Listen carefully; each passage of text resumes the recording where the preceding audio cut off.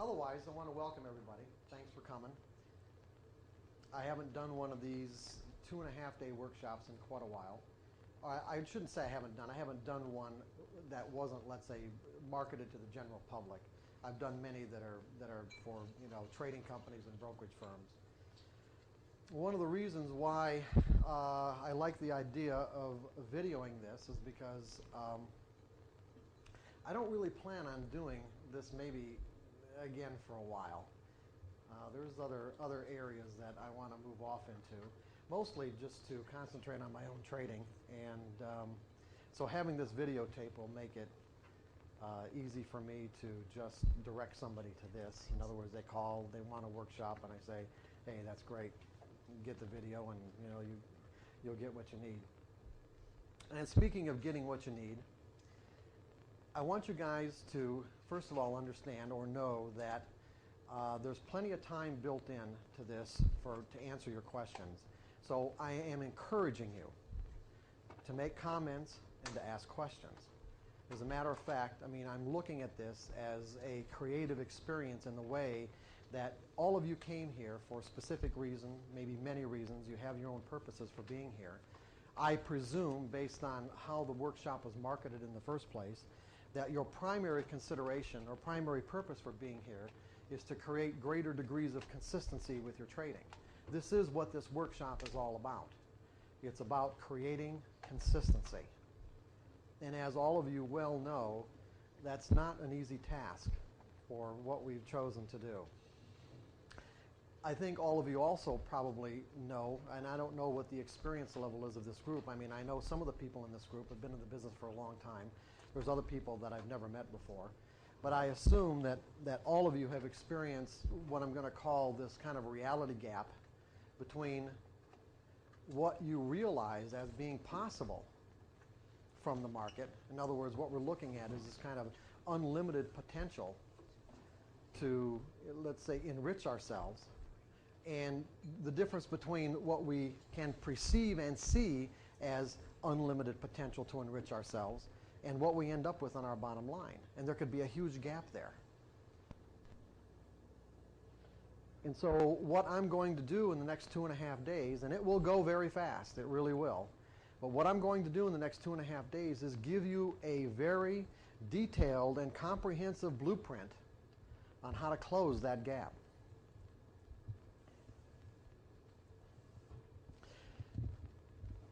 At the same time, I want you to keep something in mind, that because you're here and because you're exposing yourself to this information, it doesn't necessarily mean that you have to utilize it or utilize it right away. You may find that a lot of the stuff that you're going to hear in the next 2.5 days, you might not really want to act on or do anything about for quite a while. And like an example I can give you in my own personal life is that there are many times that I felt compelled to buy books and just skim them a little bit, see the potential that may be in that book, and yet not be ready to read it for several years later. That's happened many times in my life. And when the time was right, it's like I found myself reaching for that particular book and got into it and stayed into it until I gleaned whatever it is that was in it that I needed out of it. And you might find that to be the case with this workshop. So just keep that in mind, that you don't, just because of something that you're going to hear this weekend that may excite you even, because there can be a huge gap between what we desire and what we're capable of manifesting for ourselves. And that's basically what this really is all about. And it may take years. And I guess the way I like to describe that particular, I guess when I say it may take years, is it's what I call psychological distance. Psychological distance is very abstract and it's extremely difficult to measure. Meaning that if there is an ideal mindset that we're going to talk about, that this is the blueprint I'm going to give you. There's an ideal mindset for creating consistent results as a trader. That's our goal, let's say. Our goal is to get to that ideal mindset right here, okay? And what am I? And even when I say consistency, what am I talking about? Am I talking about never having a loss again? What? No. I'm not talking about never having a loss again. But I am talking about an equity curve that basically, that you get this nice gentle rise, or even let's put it this way, a nice slope on an equity curve that doesn't reflect trading errors. We're going to have losses. But that's a lot different than an equity curve that looks something like this. Okay? And then you work on it a little bit more, and you got one of these again. These kinds of huge dips or drop-offs in our equity curve are always going to be the result of trading errors of one type or another. I know it's very easy to say, no, it was the market conditions that did this to me. But if you investigate these situations much closer, you're going to find that they're always going to be the result of a trading error of some sort. If we just eliminated our trading errors from our trading, probably with the kind of experience levels that exist in this group, and what I mean by experience levels are just your ability to read the markets, your ability to identify an edge. I would bet that if you went back and really, truly scrutinized your trades and eliminated, or had a way of at least having the kind of diary or information about your trades where you could go back and say, you know what, if I didn't make this error, this error, this error, and this error, instead of my equity curve looking like this, it would look like that. Now, there is an ideal mindset to create this. This is the blueprint I'm going to give you. I'm going to give you a blueprint for that ideal mindset. But we're talking about, the problem here is that we're talking about psychology. We're talking about mental makeup. These are not things that we typically grow up learning how to work with. We don't go through grade school getting psychology courses. We don't even really get, probably good psychology. Maybe today the kids in high school might. I don't really know. I didn't in high school. And I don't even think the psychology courses in many colleges are probably that good, because they're perpetuating what people did 100 years ago instead of really, in many cases, being creative and finding things that really work today. So since we're talking about our mental makeup, we're going to have to learn some skills. We're going to have to learn skills to bridge, let's say, this gap between, let's see, where someone might be here and this distance to this psychological, let's say, this is the psychological distance to this particular mindset that they're trying to acquire. In essence, they're saying, I need to reinvent myself in some ways. Now, what does that distance mean? Well, it's very abstract. There's really no way to say that it has anything to do with linear inches or centimeters or whatever. It's more, I would say it's more like software code. It would be saying, like, if I had a software program that consisted of 1 million lines of code, and that code was virtually perfect, except that it had one period out of place in one line, and that particular software program ran perfectly under virtually all circumstances except one particular circumstance in which that one period that's out of place caused the whole thing to shut down and cause a catastrophic shutdown. Okay? Now, you could say, if you want to equate this to psychological distance, you could say that what's the distance between, let's say, where that person's at and the ideal or most perfect mindset? Just one period away, right? The problem is finding that particular line and knowing how to fix the error. It would be, there was another analogy where that I read many years ago. I don't remember what book it was in, but there was something wrong with the plumbing in a hospital. Okay, and so they called the hospital called the plumber, and the plumber went down to the basement of the hospital and he was looking at virtually acres of pipes, and and he's walking, he's turning the bottom of the hospital, and he's looking around, and he takes out his wrench from his belt, and he starts tapping on a valve here and tapping on a valve there, and he thinks about it a little bit, and then all of a sudden he takes this one valve and he just gives it a whack, and everything runs perfectly. So he went back, sent the hospital a bill, and he sent him a bill for $1,000. And the hospital administrator called him up and said, "Hey, what's going on? You're only down here for a half an hour, and I saw you. You took a wrench out of your belt, and you wrapped, you whacked this one valve, and everything ran perfectly. I mean, come on, $1,000." He said, "Okay, I'll revise the bill." So he sent him a revised bill. Yeah, no.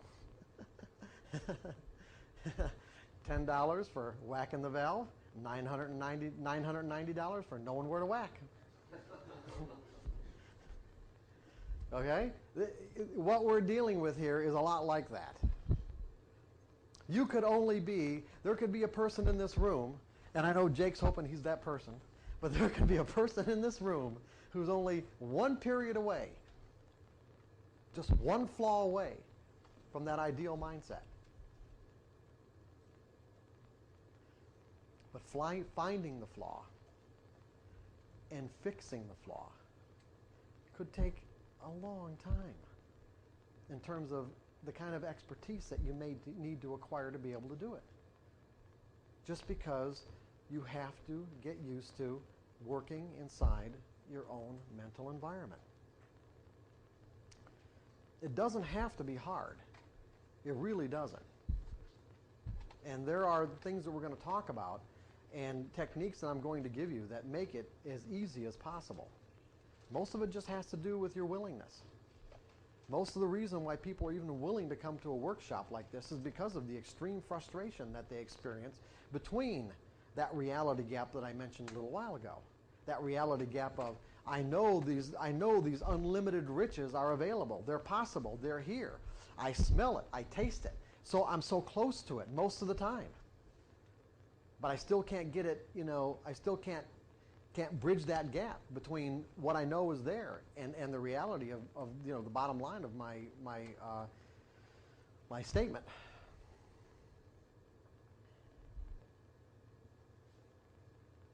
So I am assuming that's why you're here.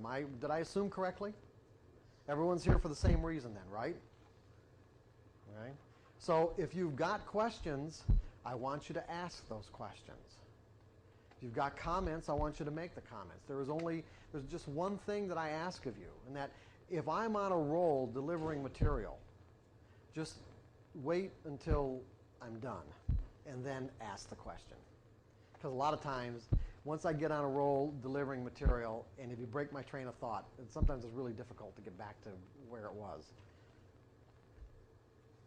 And the other thing, too, is that when we take breaks, let's break, okay? Let's take a break. Don't ask me your question on the break.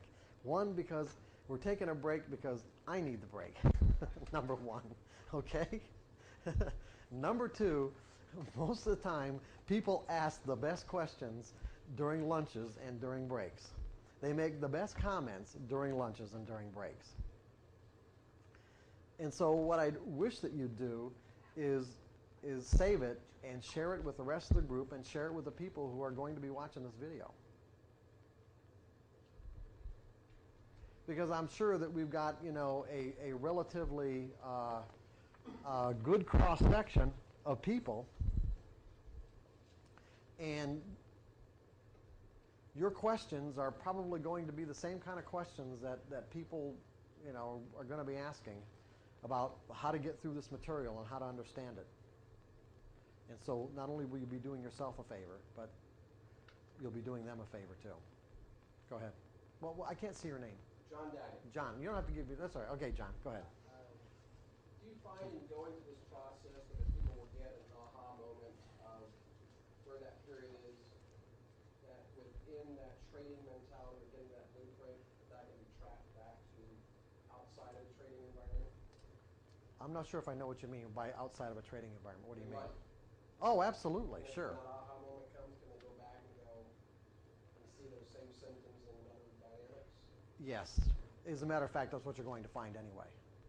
You're going to find that when it comes to creating consistency, it really has to do with how you live your life.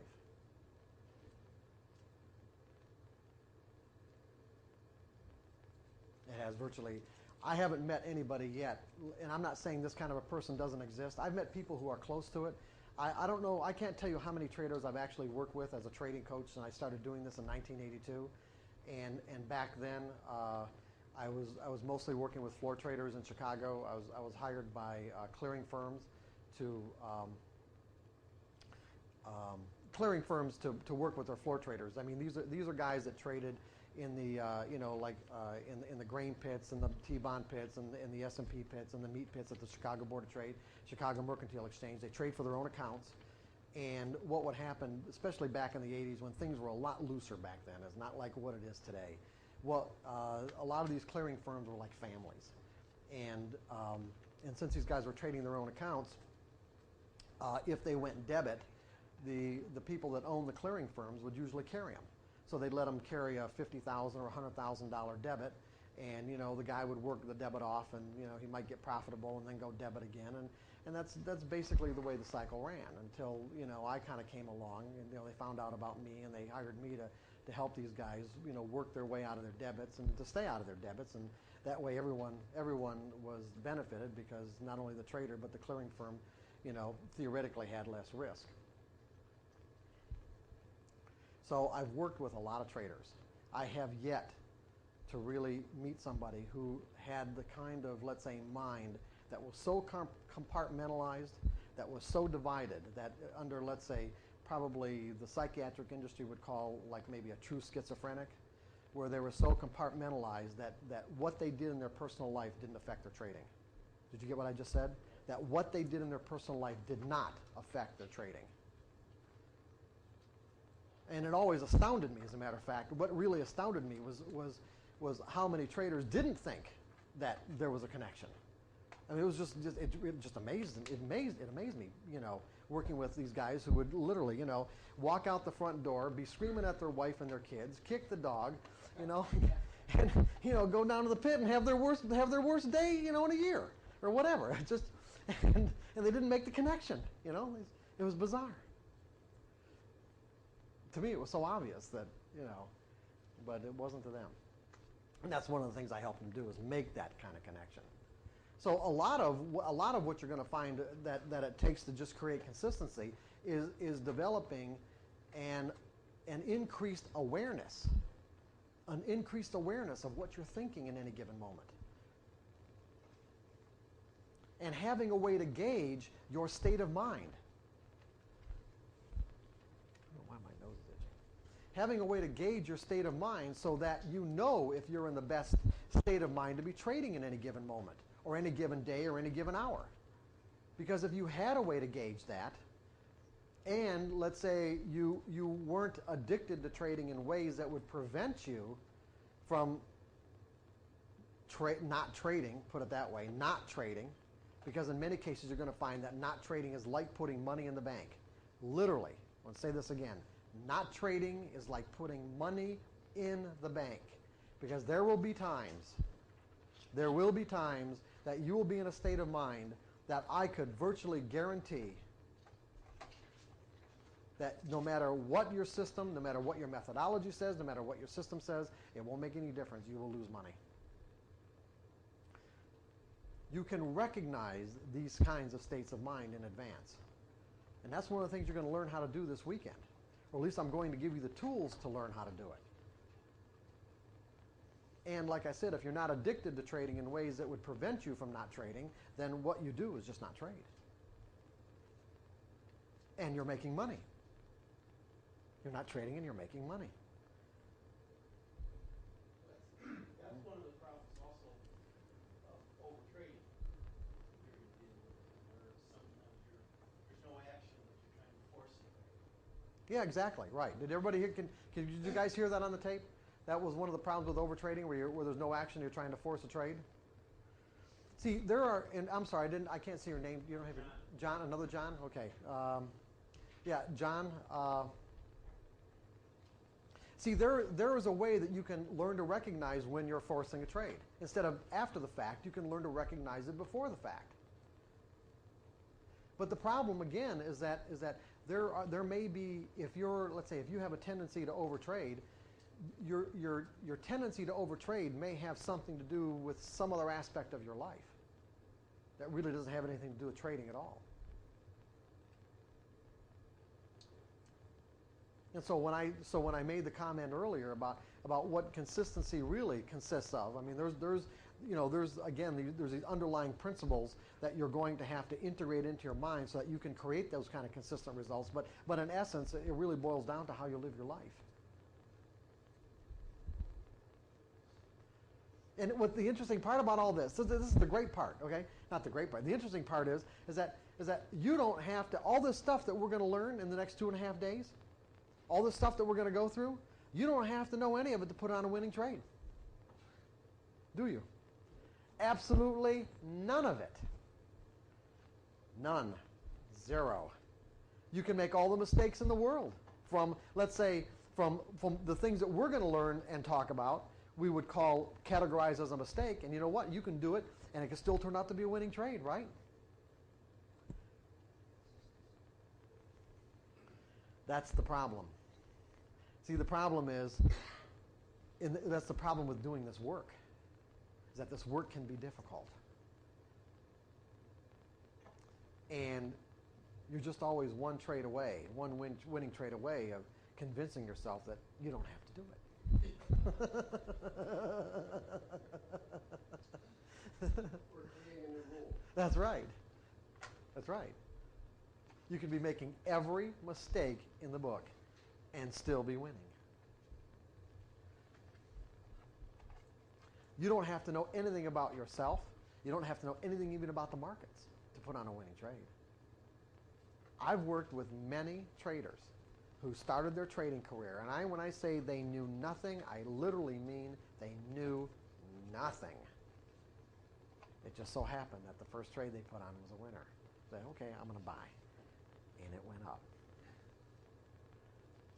And they had I've seen streaks of 15, 16 winning trades in a row from people who knew nothing. Now, you can put on one trade and not know anything. You can put on two, you can put on three, but eventually the streak's going to end. And we know that it's going to end. Is because eventually what's going to happen is that person's going to make an error. Generally, it's going to be a money management error, meaning that if I'm on a winning streak, I'm going to get to the point where I think I'm invincible. And as a result, instead of trading, let's say, 1,000 shares, well, next time I decide to trade, I'll put on 10,000 shares.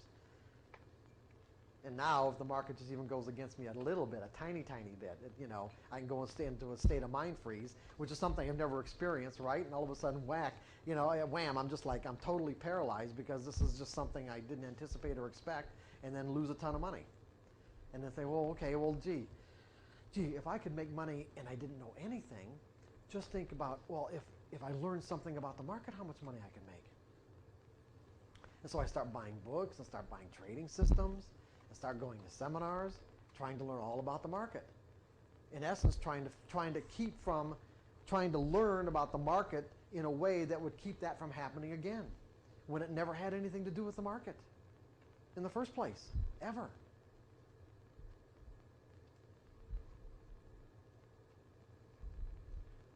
And that's what's really frustrating about all this, is that's why you see people who are absolutely wonderful analysts that can literally call market moves with uncanny accuracy, but make the absolute worst traders imaginable.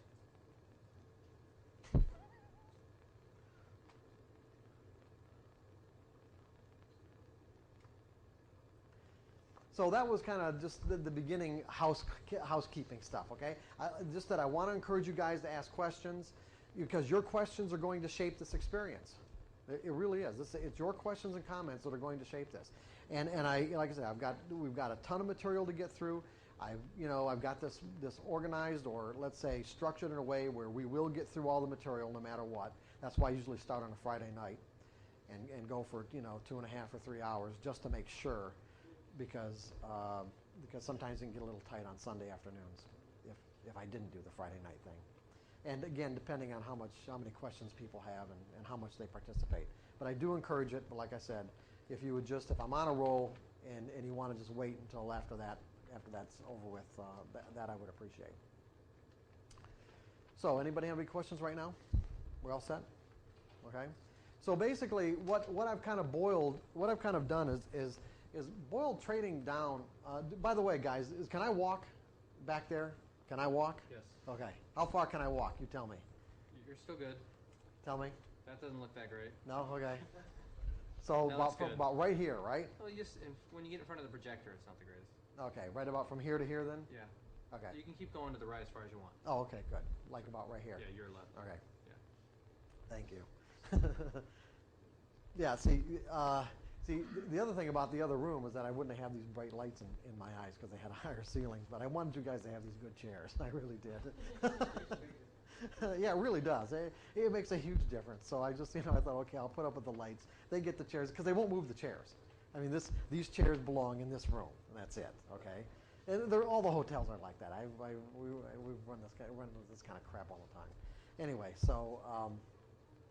Okay, so pretty much I boiled or kind of distilled trading down into 4 general skill sets that you have to acquire to be a consistently successful trader.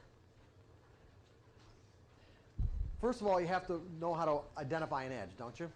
Go ahead, John. Where we're starting here, is there a page in the book where we're Yeah, starting also? I'm in the introduction right now, and I will follow, the presentation will follow. We just put this up there so they could, we're not here yet, okay? So don't worry about that. However, I don't know if we should take a few minutes or not, even before I get going. Do you guys want to do that? There's only 13 questions on that attitude survey. If you guys want to take about 5 minutes to do that, just right at the beginning, right in the beginning of the book, introduction. Introduction. What do you think so? Yeah. This is what you're talking Yeah, attitude survey, right. Oh, second section. Sorry. New workbook. Okay, so what I've done is basically I've broken it down into 4 general categories of skill sets. The first is learning to identify an edge.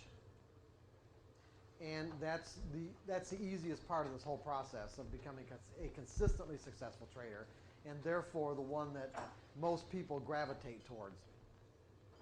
Meaning they'll spend most of their time learning how to do that, as opposed to the next skill set, which is probably the most important, if not the most important, and that's learning how to think in the market's perspective, or learning how to think in probabilities. And I would say that there isn't anyone in this room that doesn't understand the nature of probabilities. And I've worked with people who have who've even majored or have degrees in probabilities from college, and yet they still don't know how to think in probabilities. Because when you can think in probabilities, you will automatically stop making the kind of errors that will detract from your ability to be consistent. In other words, when you've effectively learned how to think in probabilities, it won't even occur to you not to predefine your risk. It won't occur to you not to cut your losses. It won't occur to you to even hesitate when your edge roll, whatever you define or whatever criteria you use to define an edge, shows up in the market. It won't even occur to you to jump the gun. It won't occur to you not to take profits or have a systematic way of taking profits. These things just will not happen because when you have effectively integrated into your mindset this ability to think in probabilities, it is completely inconsistent to do these things with this thinking methodology. The two are completely inconsistent with each other. This mindset won't let you behave that way. And that's basically where we're going to get to in this workshop. But there are other problems. There are other areas. The next area, so we've got defining an edge, learning how to think in the market's perspective, and then the third one is learning how to identify and neutralize self-sabotaging beliefs. This is big. Here's the problem. The market represents an unlimited, literally unlimited opportunity to enrich ourselves. We all see it. It's there. It really is unlimited. Maybe there are some practical limitations, but for the most part, it's pretty unlimited.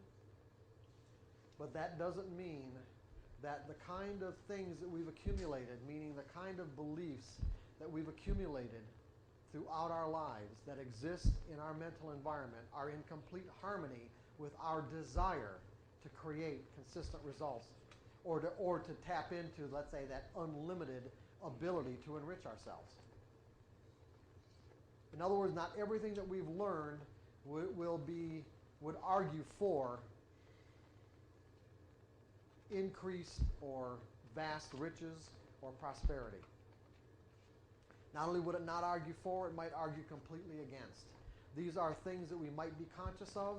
In many cases, they are beliefs that we are not conscious of at all. But what we're going to learn tomorrow is that just because we're not conscious of something that we've learned at some point in our lives, it doesn't mean that it's not operational. It doesn't mean that it still doesn't have an effect on the way we perceive information and how we behave.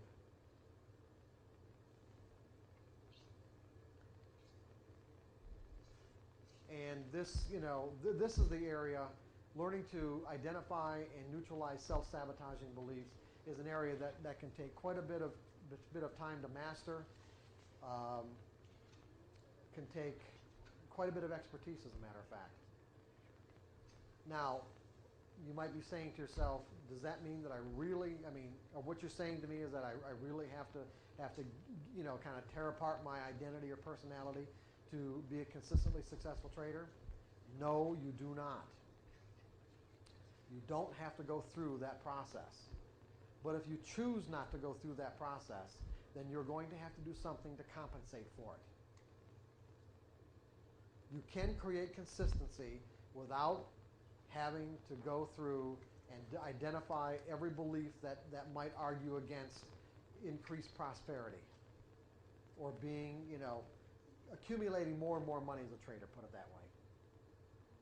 But if you don't, and these kind of beliefs do exist, you will have to adopt a trading regimen that compensates. And we'll talk more about that later on Sunday. Are you guys kind of with me on this stuff? Okay? And then the next area, the fourth area, is euphoria. Euphoria is big. Euphoria is big. Now, just briefly, euphoria. Euphoria, let's say, is we know there's probably many ways that we can describe euphoria. The easiest way for me to describe it would be it's a riskless state of mind. So think about that. It is a state of mind in which we have no ability to perceive risk. Okay? In a state of euphoria, nothing can go wrong as far as we're concerned. Nothing. Now think about the implications of that word. Nothing can go wrong. Nothing.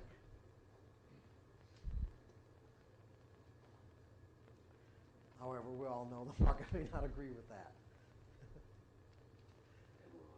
What? Yeah. And the problem is that when you're in a state of euphoria, certainly it's virtually impossible to set any limitations on your behavior.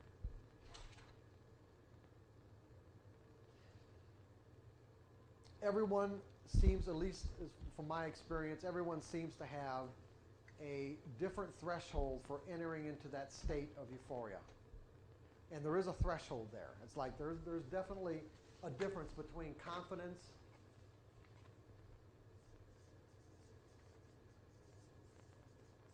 and euphoria. Okay? There's a threshold. Well, what's that? Confidence or confidence? Confidence. Yeah, I spelled it right, didn't I? Yeah, I heard something. I'm not a good speller, so you can get me on this real easily. Anyway, there's a there's definitely a threshold. I've worked with traders who can flip into a state of euphoria on the first winning trade. Really. For most people, it takes more than just one winning trade. However, like I said, once you flip into that state of mind, and it is chemically based. I mean, scientists have found that the chemicals that are in our brain when we're in a state of euphoria are very different than the kind of endorphins that are, or not different. It's just that you've got an increased level of endorphins, I guess, that are flowing through your brain that cause you not to be able to perceive risk. And so what you're going to have to do again is develop or institute a trading regimen that compensates for this. Meaning that you have to be able to recognize when you have flipped into a state of euphoria, and then, what's even more important, be able to stop trading. Stop trading. I don't know of any other way to handle it. I really don't. After all these years of doing this and thinking about it, I mean, euphoria is a great place to be. There isn't any other state of mind that would be, let's say, that would be better than being in a state of euphoria. You just don't want to necessarily be in a state of euphoria while you're trading. Because the tendency would be to overtrade. It would be almost impossible to keep yourself from putting on a much larger position than what your money management, let's say whatever money management guidelines you use, or whatever money management guidelines would call for in your particular situation.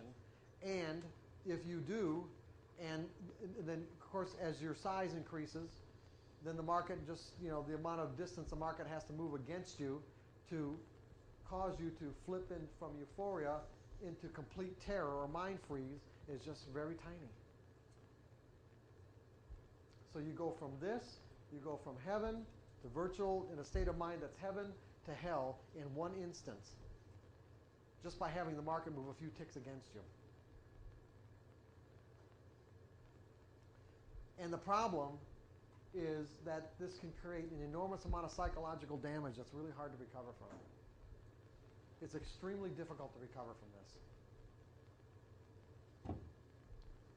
Not that it can't be done, but see, the way most people look at this, most people look at this as like a supreme betrayal. It goes into a category in their mind where they were betrayed. And some people would even say that they were betrayed by God. Or even think that. It's very possible for people to think that. It can really be damaging.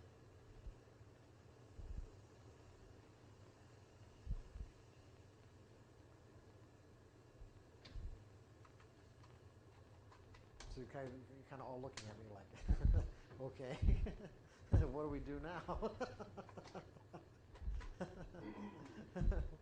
So I'm going to give you a framework to be able to recognize this.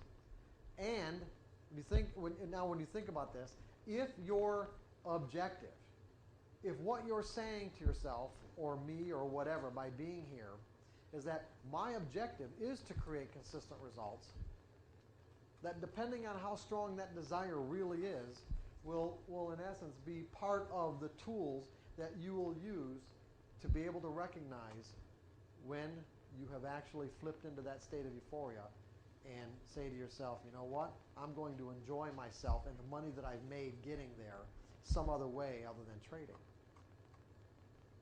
I'm going to stay in that state of mind, but I'm just going to be doing it with my friends or my family or my kids or whatever.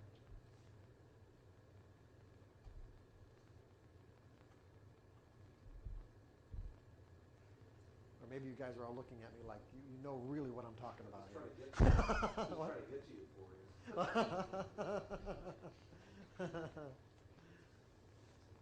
So what we're going to focus on in this workshop is we're going to focus on those last three skill sets.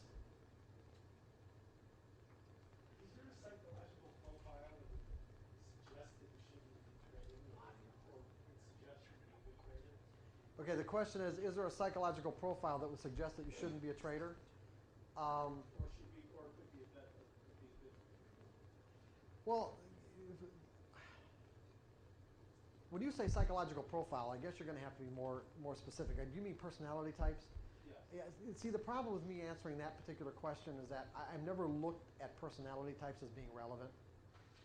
I don't, see, to me, personality, when psychologists categorize people in personality types, to me it was like what they're doing is just making their job easier. They kind of pigeonhole people and pigeonhole people into certain categories so that they don't really have to think about what it is that they need to do to help this person.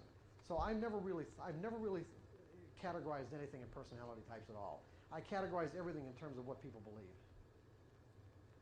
Because from the way that I think and the way I've developed this material, what we believe determines how we perceive information and how we behave, the decisions we make, how we feel about the results, and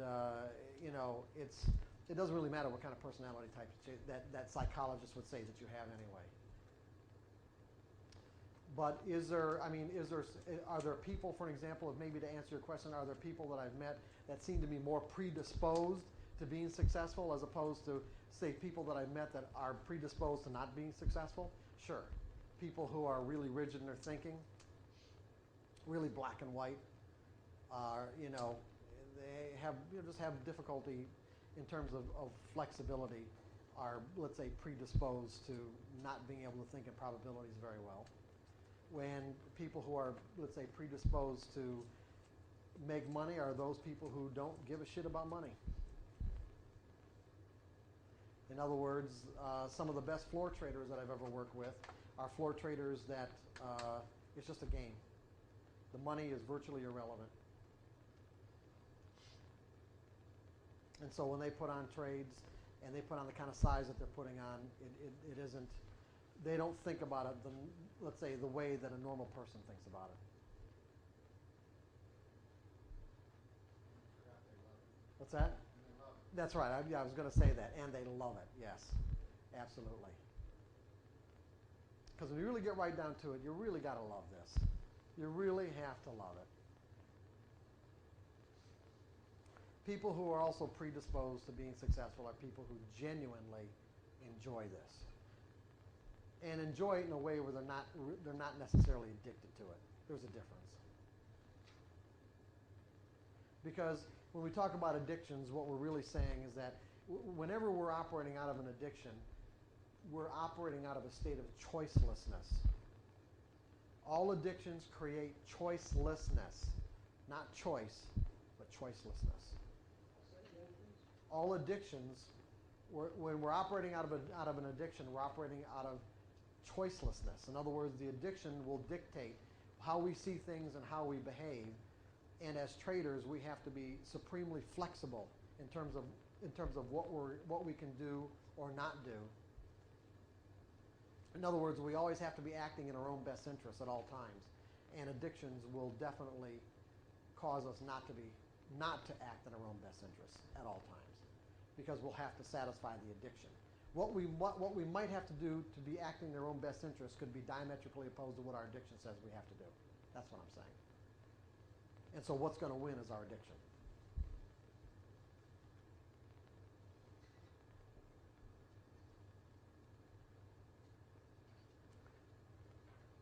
So what we're talking about is really thinking patterns that are, let's say, extremely flexible. Extremely flexible and not caring about money. And not caring about losing. See, because what we're talking about is developing a carefree state of mind. A carefree state of mind with the kind of psychological resources where we're still at the same time always acting in our own best interest. So in other words, can I interact with the market in a way where I don't need to use fear? Think about this. I do not need to use fear to limit my behavior.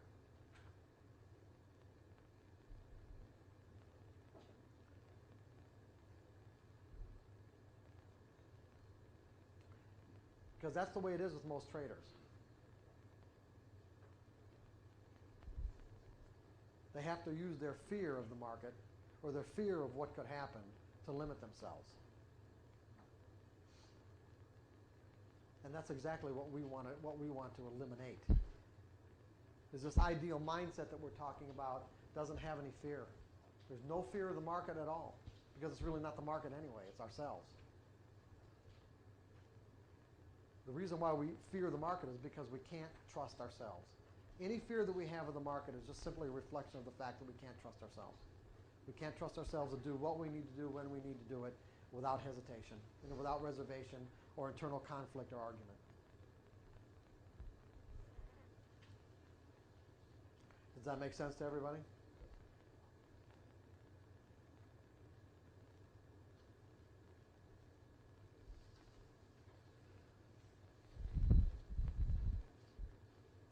Okay, so I said before, we got those four broad skill sets, and so what we're going to do is we're going to focus in on the last three.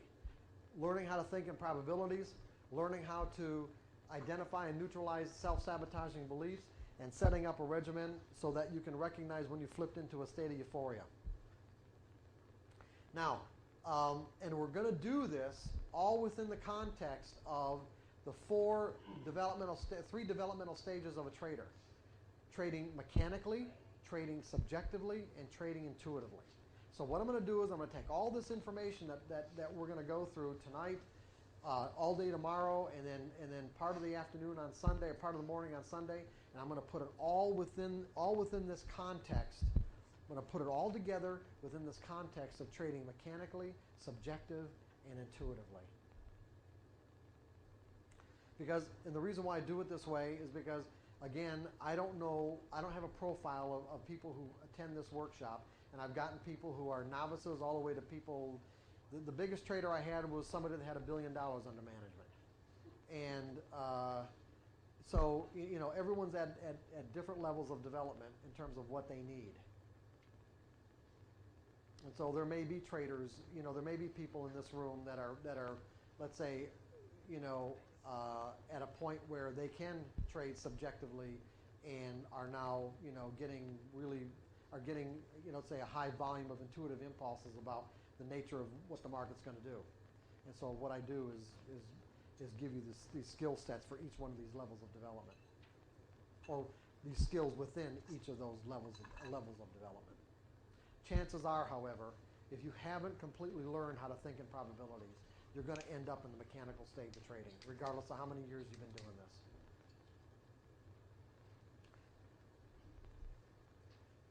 And the reason why is because I'm going to teach you how to use the mechanical stage of trading to actually integrate all the principles of what it means to think in probabilities into your mental environment in a way where it becomes who you are, so that you no longer can make any trading errors.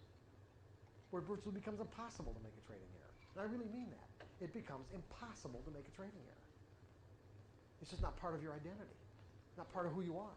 So early on, is mechanical sufficient to sustain you if you don't have intuitive? What's that? Can mechanical sustain you if you don't have? You mean financially? Well, in being successful, Oh, you're implying that the mechanical set of rules are such that you can use those successfully while you're trying to accomplish the intuitive. No, I'm not saying that you're trying to accomplish. I'm not saying that you have to try to do anything in terms of subjectively or intuitively. All I'm saying is that I will teach you how to use the mechanical stage of trading to integrate all the trading skills, mental skills that you need so that you can become consistent, whether it's trading mechanically, subjective, or intuitively. I'm just saying we're going to look at trading in a very different way.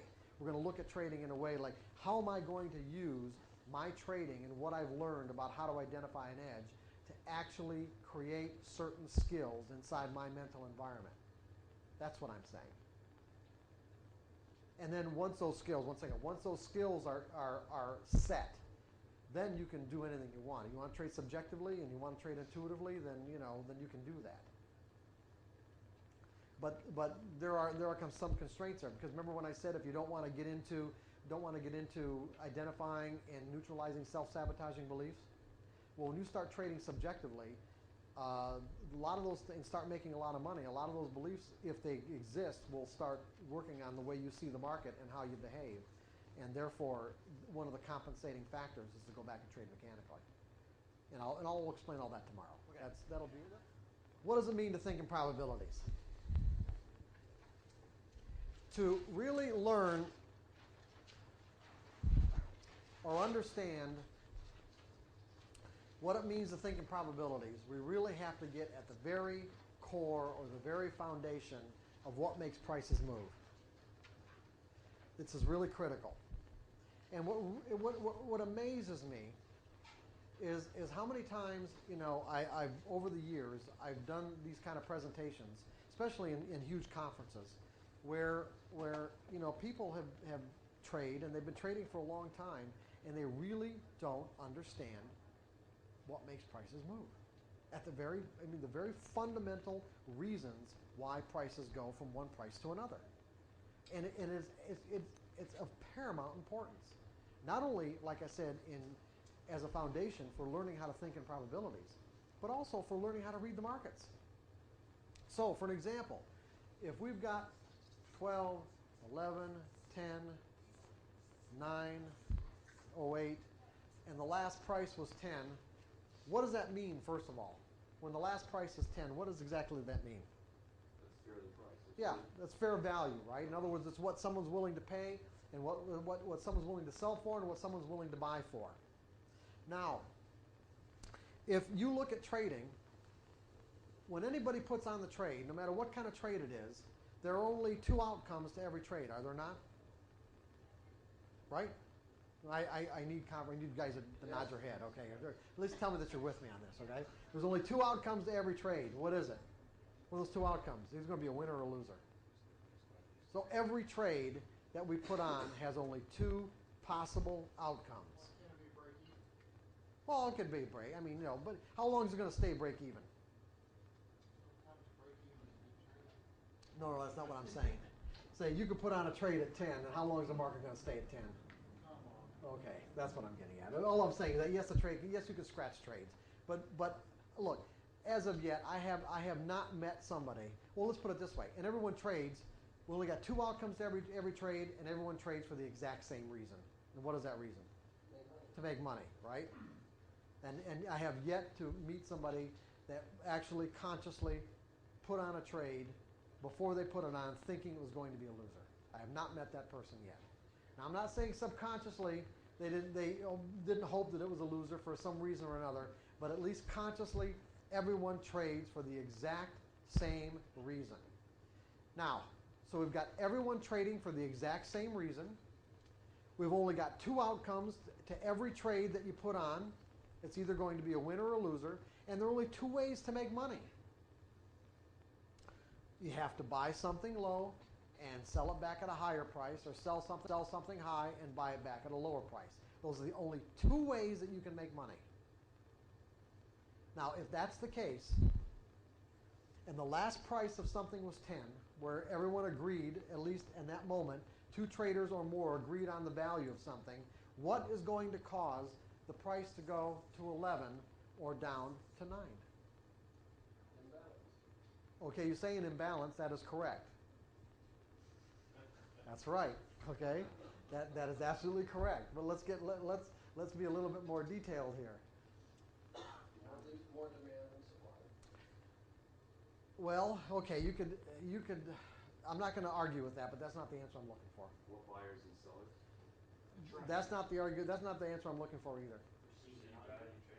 Perceived value, yes. Okay, that's close. That's Trade. what? Trade. Look at it this way, guys. Okay, if for someone, if the last price of something was 10, for the price to go to 11, it means you've got a buyer and a seller, right? You've got someone who sold it at 10 and someone who's willing to buy it at 10. Now, someone who was willing to buy it at 10 is doing the exact opposite of what they need to do to make money relative to the last price. Now think about this for a second. The last price was 10. Low, if I've got to buy low and sell high, or sell high and buy low, low is 9. The last price was 10. Low is 9 relative to the last price.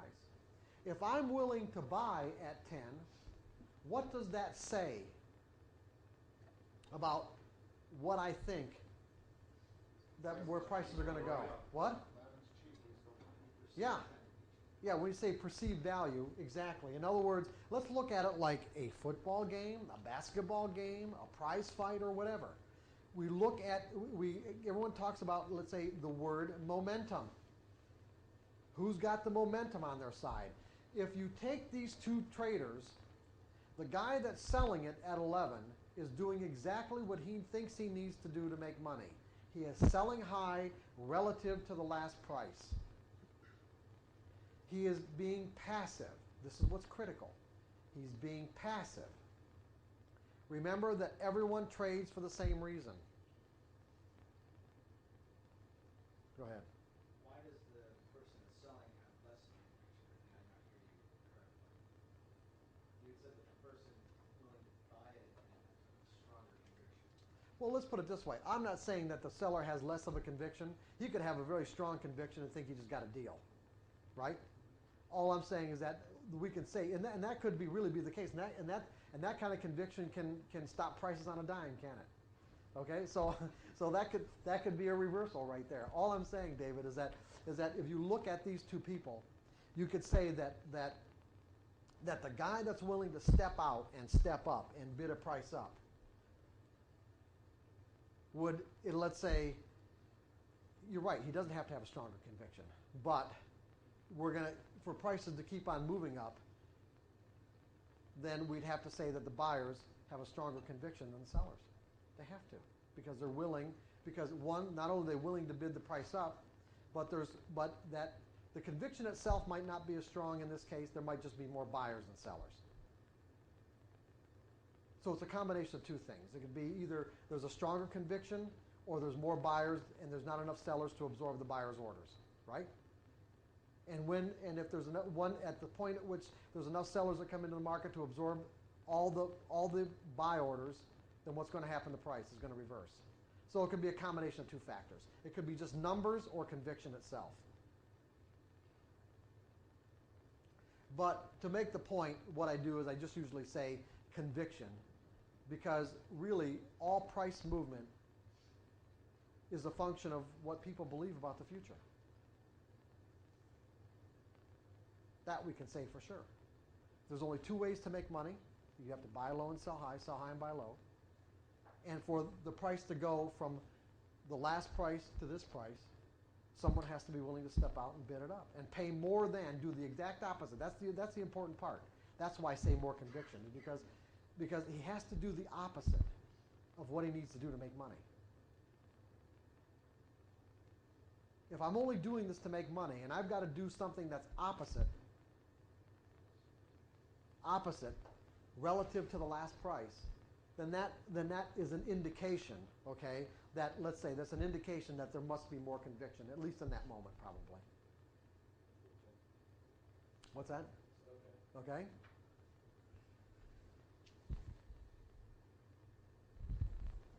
Okay, so what we have is we have now a group of people that are trading with one another, and as a result, this collective group of, now we look at it from a collective level, this group of people that are all acting, let's say, in their own self-interest, trying to make money for whatever reason, by bidding prices up or offering them lower, they create behavior patterns. They create group collective behavior patterns. Just the same way individuals will act the same way under certain circumstances over and over again, groups of individuals will act in ways, or let's say characteristic ways, over and over again.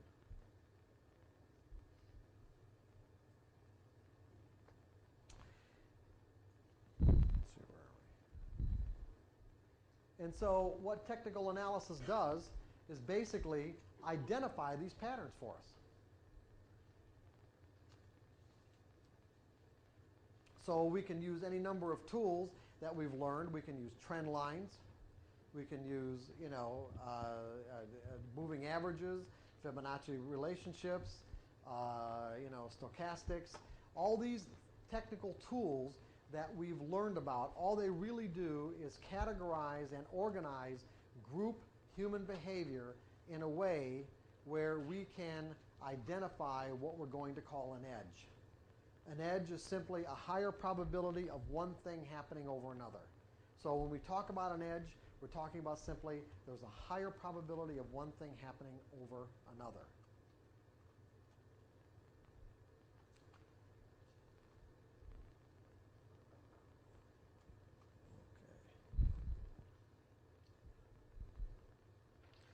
Now, let's see where we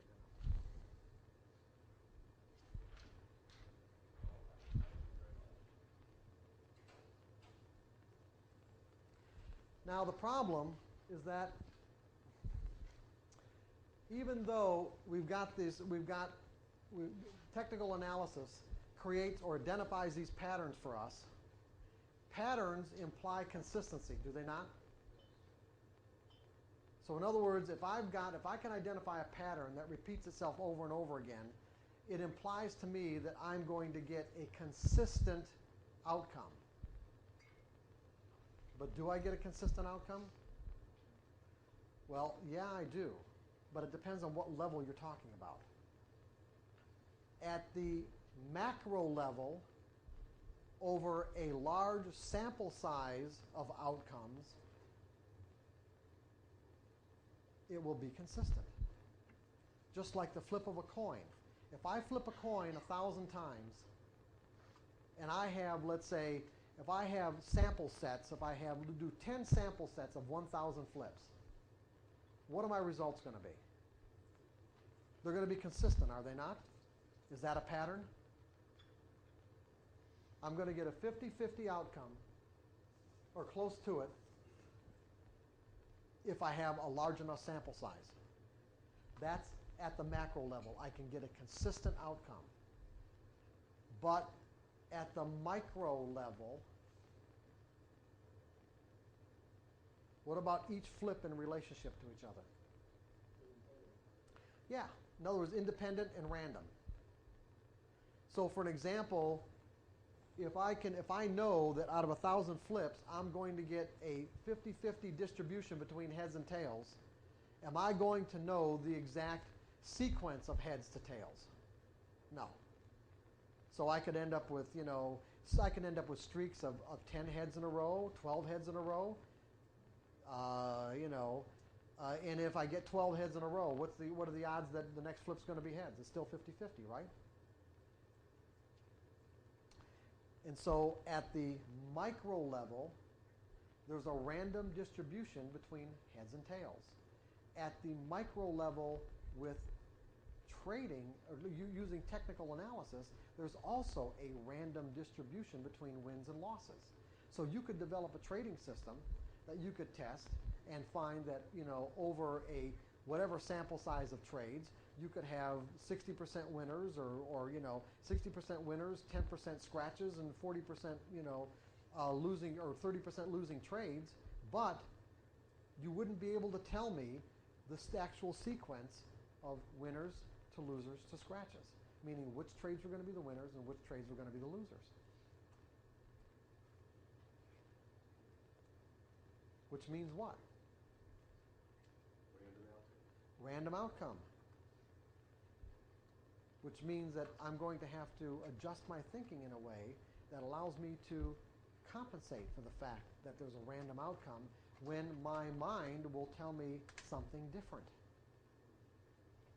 Because it doesn't feel that way. So for an example, if I get 4 winning trades in a row, what are the odds that the next trade is going to be a winner? Yeah, I don't even know really what when you get right down to it. I mean, it's just like there's almost no way to really put odds on it in some cases. I just don't know what the next trade is going to be no matter what. But is it going to feel that way? If I've had 3 winners in a row, what's that next trade? And my edge is now present in the market. The way I define an edge, the variables I use is now present in the market. Is it going to feel like that next trade is going to be a winner or a loser? A winner. And that's because of the way our minds are wired. If I've had 3 or 4 losers in a row, and now my edge is present in the market, what's it going to feel like? What's that? Yeah, I'd be scared to put it on. When in fact, there's a random distribution between wins and losses. I have no way, really, no way of knowing whether that next trade is going to be a winner or a loser. Now, if I've learned to think in probabilities, I wouldn't even hesitate to put that next trade on, regardless of whether I've had three losers in a row or 3 winners in a row. And once I've learned how to integrate, or once I've learned to effectively think in probabilities, if I've had 3 winners in a row, I also won't break my money management rules. But getting to the point where I can think in probabilities can really present some problems. There are 2 basic areas that we have to deal with. One is our social upbringing, and the other is the way our minds are wired.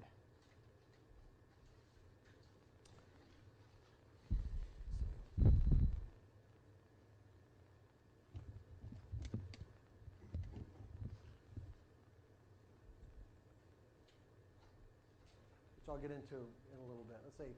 So basically, what I'll get into this stuff in just a little bit about the way our minds are wired and our social upbringing. But what technical indicators don't do is they don't tell us what's going to happen next on a trade-by-trade basis. And that really is a problem. Because in essence, what we have to learn how to do is we have to learn how to keep our minds focused in the now moment, meaning like what is going on now in this moment relative to my objective to be a consistently successful trader, and not allow our minds to, let's say, tap into a memory of a previous moment. And the problem is our minds are automatically wired to think that way. Our minds are wired to do 2 things that we have to be concerned with. Our minds are wired to associate, and our minds are wired to avoid pain. It's hard. And yeah, right. And if you do the exercises as I'm going to give you on Sunday, it won't be that hard. The exercises themselves might be a little difficult, but once you get through it, it'll work. It really will. Because what those exercises are going to do is they're going to actually cause your mind to disassociate what's happening now in this now moment in terms of an opportunity to do something with some previous trade. And also at the same time, not cause you to define and interpret market information in painful ways, because that's basically what ends up happening. So when you look at it, when you look at what this, if you look at what the market does at its most fundamental level, is it gives us up and down ticks, right? I mean, think about it. What does the market gives us? It gives us upticks and downticks and upticks. The upticks and downticks form into patterns. Technical analysis helps us identify the patterns and so that we can and help us define them as edges. Edges meaning there's a higher probability of one thing happening over another, meaning ultimately meaning that if we know how to execute our edges properly, we can enrich ourselves as traders. That's simple, right? Because when you get right down to it, putting money in your account is a function of execution. It's not a function of analysis. Think about that. It's a function of execution. You cannot get a dime in your account from just analysis unless you're a newsletter writer or offering analysis as a service. As a trader, the only way you get it in your account is by executing properly. And there are all kinds of psychological factors that come into play when we have to behave as opposed to observe. Analysis is a function of observation. Trading is a function of execution. Observing something and acting on it are 2 completely different ball games.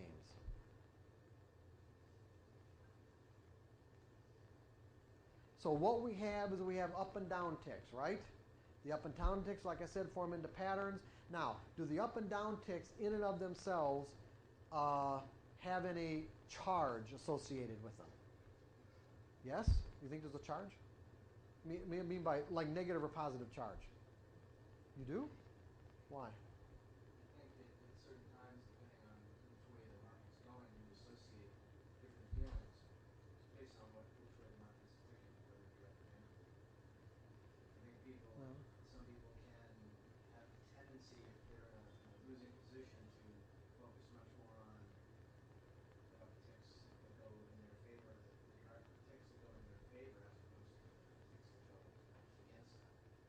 Oh, I agree completely with what you're saying, but I think you might have misunderstood my question. From the market's perspective, is there a charge to these up and down ticks? No, they're just neutral, right? So what you said is basically exactly what I wanted to get to. It's not the market that causes us to be euphoric or feel fear. These up and down ticks, that's all they are, it's just up and down ticks. There's no intended, in other words, they don't exist from the perspective of causing us to feel any particular way. It's just information. So for example, when we're interacting with people, the intent could be to cause us to feel some particular way, right? We could be interacting with someone who is being very affectionate, that wants to share that affection, and if we interpret that information in a